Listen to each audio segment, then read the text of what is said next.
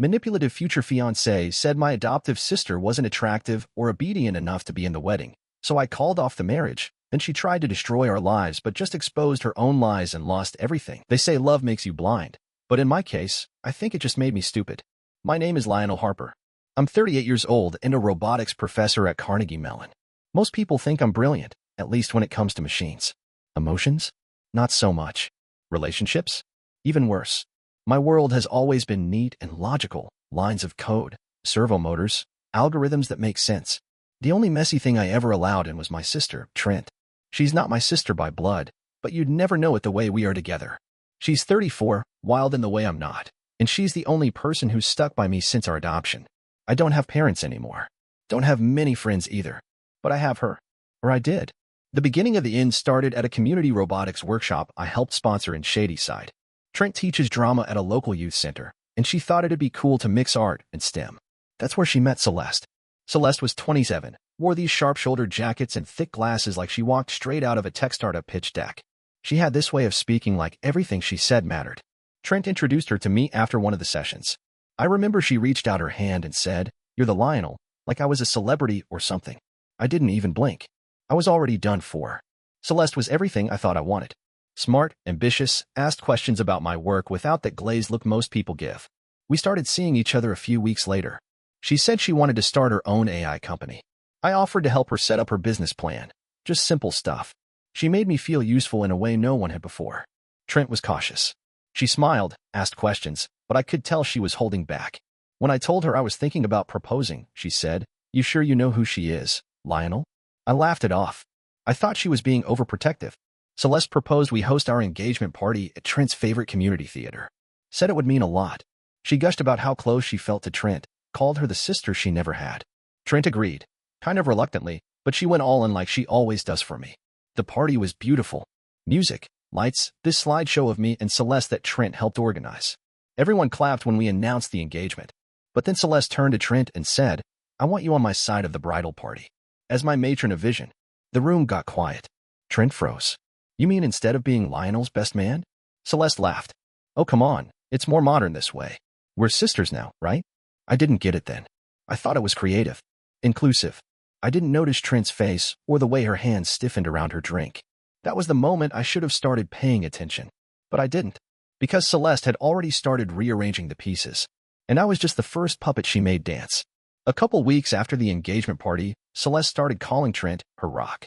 Said she couldn't imagine doing this wedding without her. At first, Trent joked about it. Texted me that she was getting roped into some matron of everything role. But I thought she was just being dramatic. Trent's always been better at saying what she thinks. I just figured she liked to complain. Then the requests started stacking up. First, it was helping scout venues. Celeste said her family wasn't really involved, that she needed someone detail-oriented to keep things from falling apart. Trent's not a wedding planner, but she said yes. Next, she got pulled into coordinating fittings. Celeste told me she wanted the bridal party cohesive but expressive, which sounded like marketing gibberish, but I nodded along. Trent handled it.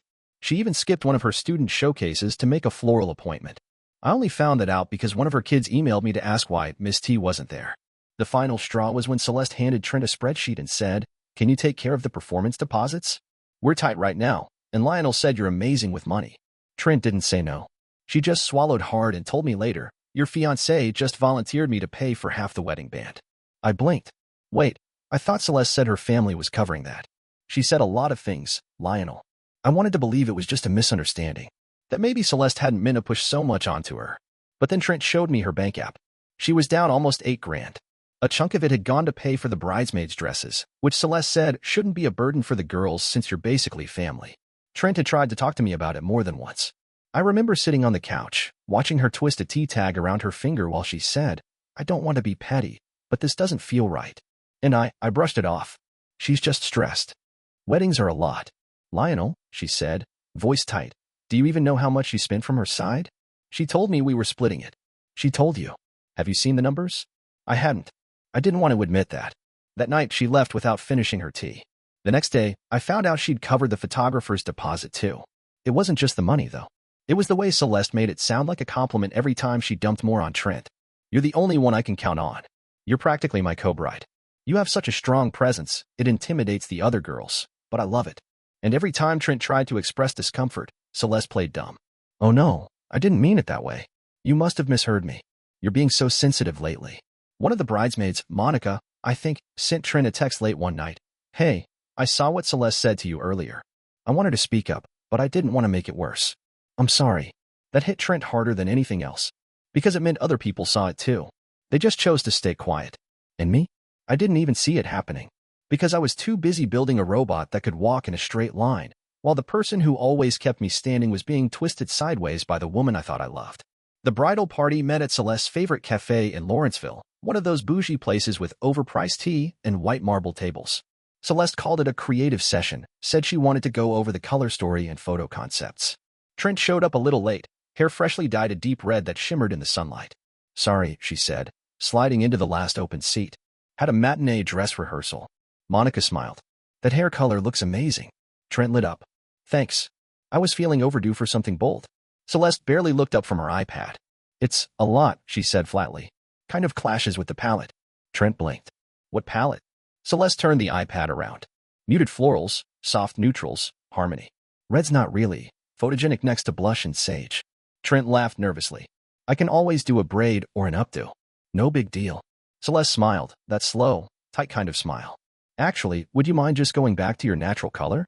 It's not just the photos, it's the vibe. Like, I want all my girls to feel cohesive, you know? Trent's smile faded. I've had red hair for years. Celeste shrugged. You'll still be you. Just a more polished version. The table went quiet. One of the bridesmaids sipped her drink loudly, trying to avoid eye contact. Trent opened her mouth to say something, then shut it. I wasn't there, but she told me later she felt like the wind got knocked out of her. I even offered to wear a wig, she said that night in my apartment, her voice low. You know, just so I wouldn't throw off her vibe. And then she made it worse. I sat up. What do you mean? She said. Trent's voice broke. She said if I could drop 10 pounds by the bachelorette weekend, she'd take me dress shopping herself. Because she wanted me to feel confident next to the other girls. My stomach turned. She actually said that to your face?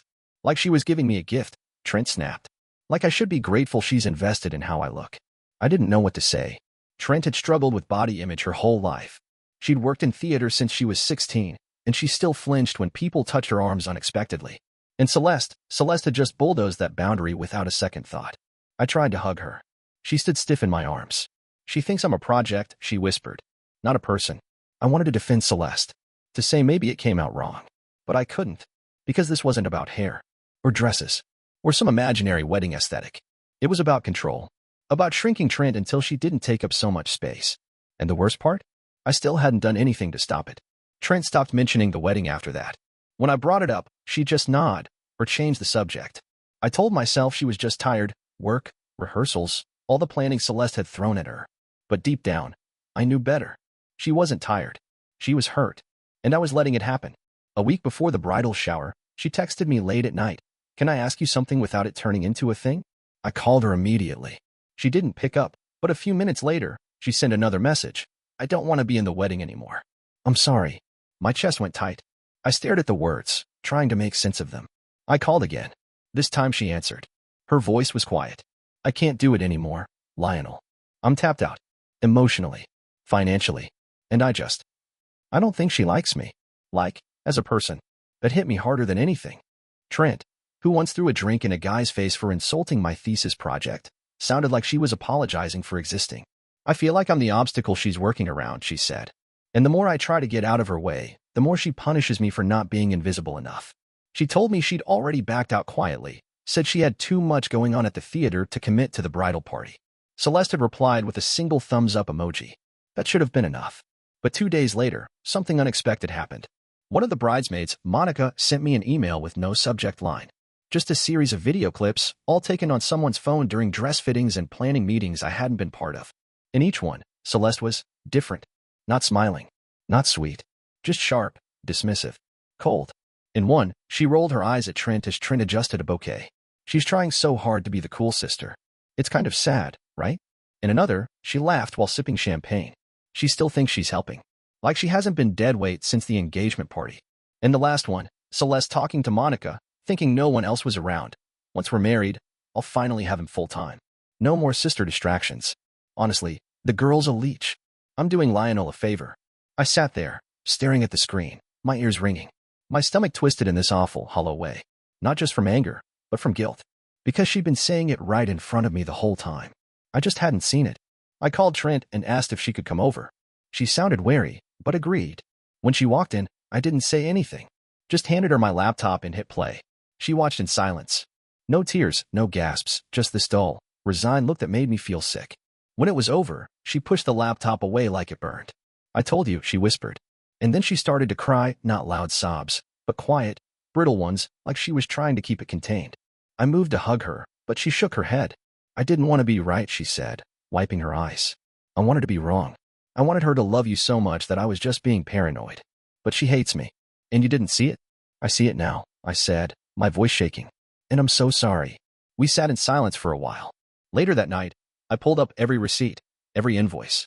Trent had spent over $11,000 of her own money on that wedding, and Celeste had made it look like a gift. I wrote her a check. Then I opened my laptop and started drafting a plan. Because the next time Celeste looked at me, I wasn't going to be smiling. I was going to be paying attention. Celeste was in the kitchen making a smoothie when I walked in. It was early, Sunday morning. I hadn't slept. The blender roared, drowning out the sound of my footsteps, but when she turned and saw me leaning against the counter, her smile flickered. Morning, she said, voice chipper.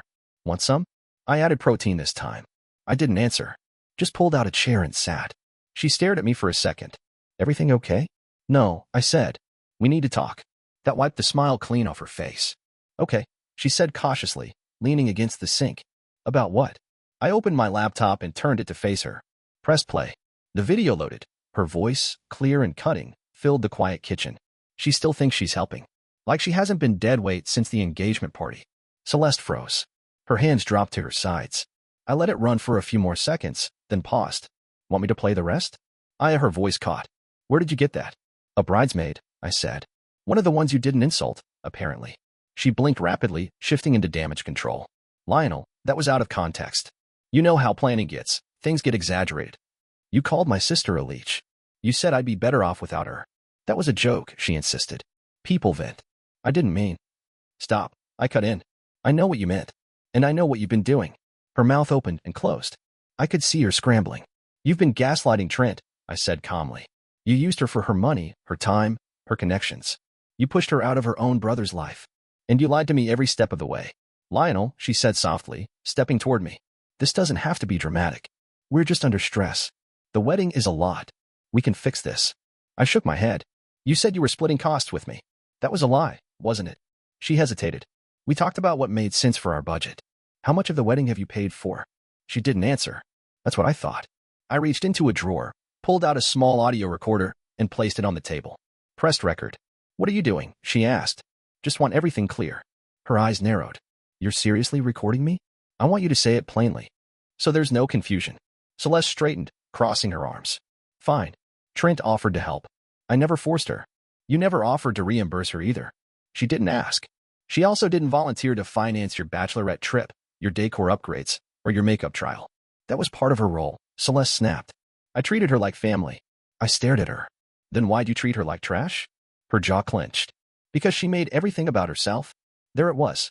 Her real voice. The mask slipped. I hit stop. I'm calling off the wedding, I said flatly. Celeste blinked like she'd been slapped. Excuse me. You need to move out. Today. She let out a bitter laugh. You're not serious. I am. And if you touch another cent of Trent's money, I'll involve lawyers. Her face twisted. You think anyone's going to believe you over me? I could say you were controlling. That you manipulated everything. I didn't flinch. I've got receipts. And audio. And witnesses. There was a beat of silence. Then she stepped back, eyes flashing. You'll regret this. Maybe, I said. But not as much as I'd regret marrying you. She stormed off into the bedroom. By noon, her best friend Kim was posting cryptic stories on Instagram. Some men can't handle a powerful woman, and by evening, Celeste had sent me a text. You should know I'm pregnant. I stared at it for a long time. Then I replied, we'll let a doctor confirm that. Because if she thought this would pull me back in. She didn't know me as well as she thought. The pregnancy claim didn't last long. A day after Celeste's text, I suggested we meet at a clinic to confirm. She left me on read.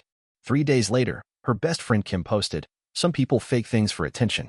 Others pay the price for speaking truth. The caption had a broken heart emoji and a sonogram stolen from a Google image search. I reverse-checked it myself. That should have been the end of it. Instead, things got worse. First came the rumor mill. An anonymous Reddit thread popped up claiming I'd emotionally abused Celeste and left her while she was in a delicate state. Then Kim doubled down on social media, hinting I had a drinking problem. So scary when the person you trust turns violent. Her followers believed it. A few even started DMing me hate. Then, a formal accusation. One morning, I opened my door to find a folded piece of paper slipped beneath it. It was a copy of a police report, filed under Celeste's name. It claimed I'd grabbed her wrist and screamed at her in a drunken rage, that she feared for her life. I don't even drink. I called Trent immediately. She came over within the hour, holding 2 iced coffees and a folder full of receipts. You need to lock this down, she said. I sharp. Right now. We sat on the couch and compiled everything. Photos, texts, timelines. The bridesmaids' recordings. Security footage from my building, date-stamped videos of Celeste coming and going, perfectly calm, including the night she claimed I'd assaulted her. I had her on camera, humming to herself as she carried out a designer throw pillow. Trent didn't speak much. She just kept flipping through screenshots and printing things from her email. I noticed she was wearing her hair tied back again, her bright red roots completely gone. It hurt to see. That afternoon, we drove to the station and turned in everything. The officer took our statement, nodded along, and quietly said, "We've seen this kind of thing before." But it didn't stop there. A few days later, Trent called me, her voice low and shaky. "Something's off," she said. My smart speaker just turned on by itself. Again, I didn't think much of it. Until she added, it played a recording of me rehearsing lines from last week. I never recorded it. That night, I drove to her apartment and checked every outlet, every corner. Tucked behind her bookshelf, wired into a surge protector, was a tiny black audio device. Voice-activated, with Wi-Fi capability. There were 2 more. One under her couch. One near her vanity. She stared at them like they were spiders. "Do you think it was her?" she asked, voice barely a whisper. "I think it was both of them." The next morning, we filed a report for unlawful surveillance. The officer took it seriously. "Given the restraining orders pending," he said, "this crosses into criminal stalking." Trent moved out the following day. She stayed with her friend Zara, a combat medic turned theater tech. Zara had a bat by the front door, cameras on every window, and a Doberman named Fish. "Anyone tries anything," Zara said, "they'll meet Fish before they meet me." I didn't argue. Meanwhile, I installed a full security system at my place, motion sensors, floodlights, cameras on both entrances. I locked down my finances, froze my credit, reset every password I had. Because the Celeste I'd known, the one who smiled at dinner parties and quoted TED Talks, was gone. In her place was something I didn't recognize. "And Trent?" she finally admitted, while curled up on Zara's couch with a mug of tea. "I thought she just wanted you." Then she looked up at me and said, "But she wanted to erase me." And for the first time in years, I didn't know what to say. It happened on a Tuesday. I was mid-lecture when my phone wouldn't stop buzzing. 3 missed calls from Zara. One from a number I didn't recognize. Then finally, a text. "Zara, Trent's in the ER. Call me now." I didn't even grab my bag. I just ran. By the time I got to the hospital, Trent was hooked up to an 4, a bandage over her eyebrow, and bruises blooming across her ribs. Zara stood guard in the corner, arms crossed, jaw clenched so tight I thought her teeth might crack. "She's okay," she said. But Kim showed up outside the theater, cornered her near the loading dock. It got ugly. I stared at Trent, who gave me a weak half-smile and said, "She threw a stage lamp at me." Ironically, Mr. Q. It wasn't funny. But I laughed anyway because I didn't know what else to do. Kim had ambushed her between rehearsals, shouting that she'd ruined everything and turned Lionel into someone else. She shoved Trent against a wall, screamed in her face, and was about to go for her again when Zara showed up. "Dragged her off like a sack of flour," Zara said, rubbing her knuckles. "Didn't even need Fish." Kim was arrested for assault. That part was straightforward. But the damage lingered longer than the bruises. Trent flinched at loud sounds.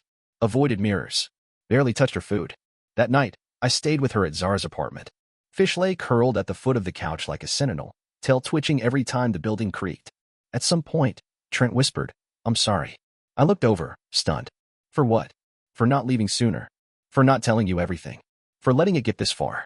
"Trent," I said quietly, "you've done more to protect me than I ever did for you." She shook her head. I thought maybe if I just stayed useful, I'd stay safe. That broke something in me. I should have seen it, I whispered. I should have stepped in earlier. She reached for my hand. We both should have. We sat in silence for a while, fingers laced.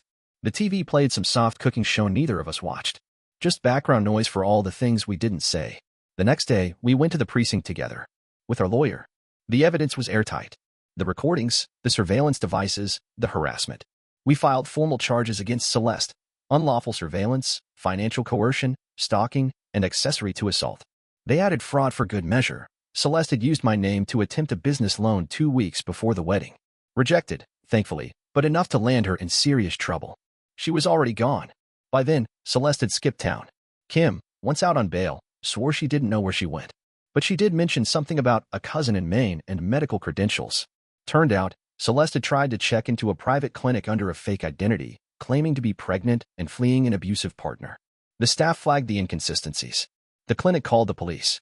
They found her 3 states away, using a stolen ID and wearing a fake baby bump. Back in Pittsburgh, I filed for a no-contact order. It was granted immediately. The judge didn't even blink. When we got the confirmation letter in the mail, Trent held it like a diploma. She turned to me, voice steady for the first time in weeks.